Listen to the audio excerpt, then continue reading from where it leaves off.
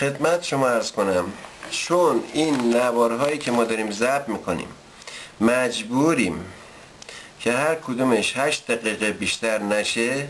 ما قطع میکنیم دوباره شروع میکنیم. از کسانی که با این ویدیوها تماشا میکنن خیلی معذرت میخوام، خیلی ما رو به بزرگی خودشون ببخشن. از دفتر حقوق انسان ها، از سازمان UN امریکا، سازمان حقوق بشر، سازمان حقوق بشرهای دنیا، من اینجا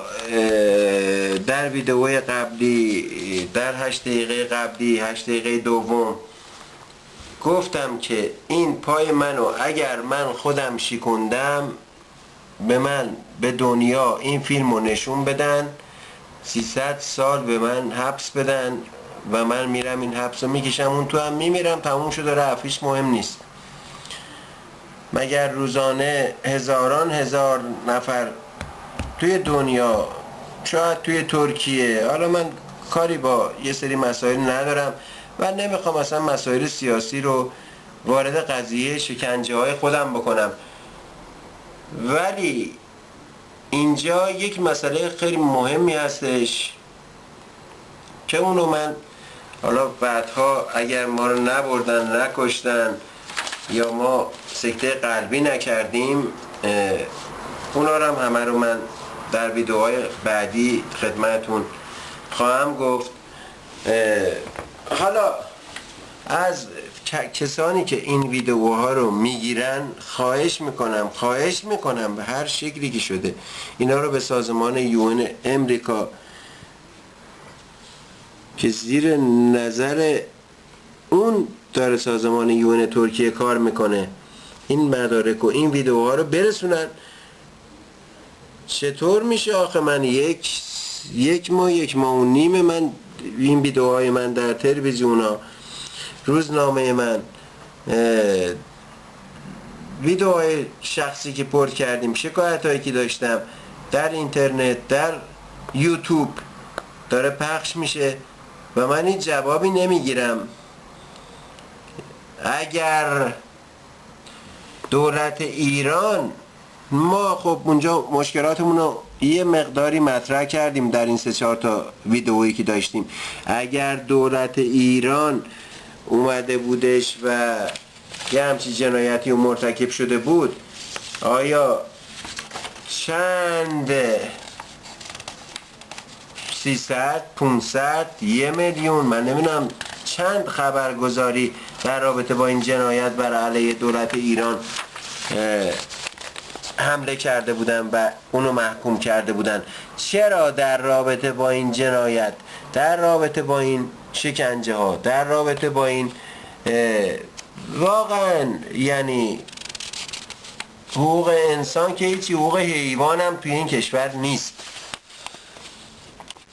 چرا اینا رو منعکس نمیکنن؟ چرا خبرگزاری ها، چرا روزنامه ها، چرا همه ساکت نشستن؟ یا اینکه واقعا راشو بلدن دیگه، مواد مخدر رو میچسبونن به پرونده یه نفر و اسم مواد مخدر، هرچند که این شخص از هیچی خبر نداره و روش خبر نداره. آقای عزیز، من بعد از اینکه آزاد شدم، پرونده من به نام آقای سینای سلیمی که الان تو زندانه و مواد مخدر چند سال بود تو این شهر برای سراج میفروخت، که سراج هم من شکایت کردم الان توی زندانه و با چند کیلو مواد و چند نوع مواد و با اسلحه و اینا گیر کرده. اونم استخبارات ترکیه کمک من کرده، خدا ایشالله کمکشون کنه. ولی 4 نفر توی این پرونده مرتکب این جرم بر علیه من شدن و دولت ترکیه هم کمک اینا کرد. یکی پلیس ترکیه بود، یکی سینا سلیمی بود، رفتش اونجا خبر داد، گفتش توی خونه علیرضا مواد مخدر دارن میفروشن، که خودش الان به جرم مواد مخدر فروختنش و به حساب جعلیه، یعنی نمیدونم، حالا دیگه ما ترکی فارسی رو قاطی کردیم تو این 3-4 ساله، ولی توی این موادی که به یه ترک بچه آنکارا داده بود و قبلا تو ویدیوهای قبلی گفتم این شخصم جنس بهش داده بودن 700 میلیون پولشو گرفتن و دفعه پنجمی بود که میخواستن جنس بهش بفروشن، اون شخص اون جنس رو کشید و مرد و من رفتم شکایت کردم، آقا رو گرفتم و یه شخص دیگه هم جرمش بود کردنشون تو. و اگه دولت ترکیه در رابطه با اون پرونده کوچکترین عفی بخواد به اونا بده، به کمترین جزا رو یا کوچکترین جزا رو یا جزای کمی بخواد به اونا بده، من بازم شکایت میکنم. اون شخصی اونجاست، خواهرش که رفته نروژ با یه پرونده ساختگی که اینجا داشتن و چجوری اینا قبولی گرفتن از سازمان UN با $10,000 پول، با اون اسمای که قبلا گفته بودم که اسمای جعلی که اومدن اینجا خارج شدن با $10,000 پول. آقای سعید باقربانی که اسم اصلیش سعید قربانی بود، ایشون توی ارومیه و نمیدونم یکی از شهرهای اطراف ارومیه 18 کیلو مواد مخدر گیر کرده بود ازش و در 12 سال حبس داشت و سند گذاشته بود، سند پدرزنشو، و وارد ترکیه شده بود. 1 سال توی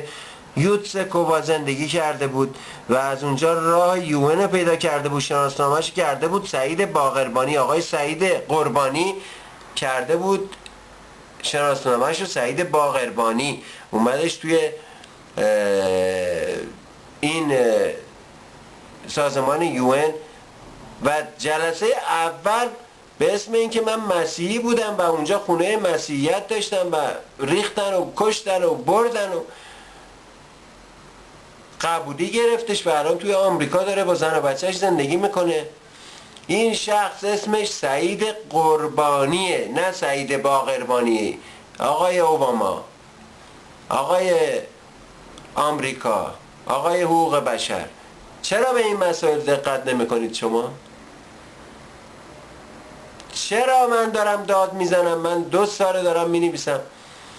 به این مسائل دقت بکنید، چرا هیچ کسی دقت نمیکنه؟ یکی از اشخاص این بوده، اشخاص بعدی هم دونه به دونه اسمشون رو به شما میگم. مگه من اینا رو به سازمان UN ترکیه نگفته بودم؟ برای چی دقت نمیکنید؟ برای چی نگاه نمیکنید؟ اگر کسی در من برگردم ایران 100% 1 هفته بعد، 1 ماه بعد، 6 ماه بعد، به خاطر هیچی هم که نباشه، چون من نمیتونم خیلی مسائل رو و همه چیز رو باز بکنم اینجا، من اعدام میکنم فقط به خاطر تماس تلفنی با شبکه سیاسی رنگارنگ، مدیرش، آقای داور، بینندگان با بینندگان. 3 سال پیش اومدش اینجا، شاید توی کشور ایران این آقا، این دیوس که اونجا یا علی میگفت، الان اومده روی سیستم هاتبرگ داره یا زرتوش به مردم آموزش میده. این شخص با اون شبکه‌ای که راه انداخت و من با آقای جورج بوش،